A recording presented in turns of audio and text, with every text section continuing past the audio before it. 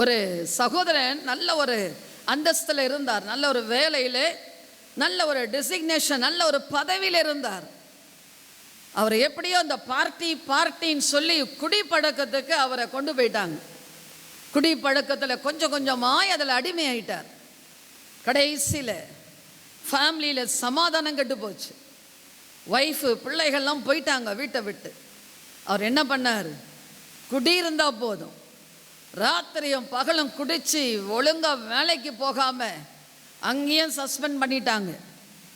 இவருக்கு பைத்தியம் போல் ஆயிடுச்சு. நல்லா பயங்கரமான இந்த மொடா குடிகாரங்களை பார்த்துருக்கீங்களா? யாராவது பார்த்துருக்கீங்களா? நான் பார்த்துருக்குறேன். எங்கள் அப்பாவே அப்படி தான் இருந்தார். நைட்டு ஃபுல்லாக பார்த்தீங்கன்னா அவர் தான் ஹீரோவாக இருப்பார். காலையில் எழும்பி ஒரு கிளாஸ் கையில் கூட இப்படி பிடிக்க முடியாது, இப்படி உதிரும் கை.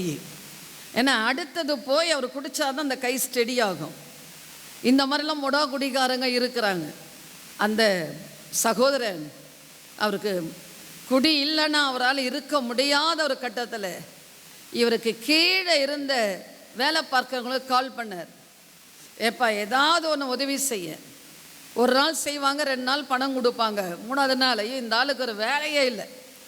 சரி சார், ஒன்றும் இல்லை, நாங்கள் வெளியே போகணும், எங்கள் கார் கொஞ்சம் டிரைவ் பண்ணுறீங்களா? உங்களுக்கு நாங்கள் ஃபுட்டு கொடுத்துட்றோம், நீங்கள் விரும்புகிறத ஒரு பாட்டில் வாங்கி கொடுத்துட்றோம் அப்படின்னு. கடைசியாக அவ்வளோ பெரிய பதவியில் இருந்தவர் தனக்கு கீழே வேலை பார்க்குறவங்களுக்கு வண்டி ஓட்டுறதுக்கு டிரைவராக போனார். இந்த குடி பழக்கத்தின் அடிமை தானே பாருங்கள். பின்னாடி எல்லாரும் பேசிட்டு வருவாங்க. ஆனால் இவருக்கு மேலே உள்ள சுப்ரீம் ஆஃபீஸராக இருந்தவர், இவர் இன்னைக்கு குடி பழக்கத்துக்கு அடிமையானதுனால ஒய்ஃபு பிள்ளைகள் எல்லாம் அவரை விட்டு போய் கடைசியில் எங்கே வந்துட்டாரு?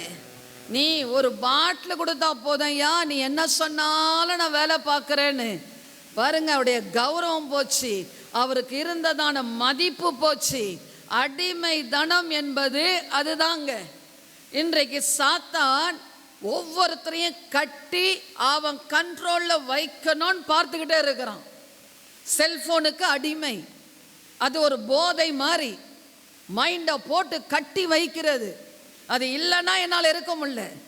இந்த அடிமை தனம் என்பது நம்ம வாழ்க்கையில் ஒரு விடுதலையோடு கூட நிம்மதியாக வாழ முடியாத ஒரு காரியத்தை காண்பிக்கிறது.